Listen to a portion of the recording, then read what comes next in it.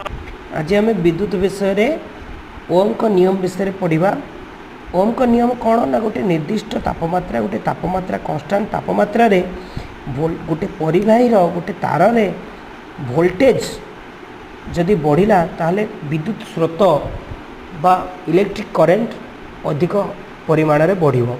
जदि वोल्टेज कमिला ताहले विद्युत स्रोत मध्य कमिजिवो। वोल्टेज कौन ना गोटे परिवाही रे गोटे पटरे जेते इलेक्ट्रॉन संख्या अधिका अच्छी आ गोटे पटरे इलेक्ट्रॉन संख्या कम अच्छी सेटा को आम वोल्टेज कहवा। जिते मनकर गोटे पार्श्व बहुत इलेक्ट्रॉन अच्छी गोटे पार्श्व बहुत कम इलेक्ट्रॉन अच्छी तो सीटी वोल्टेजटा अधिक रोचे।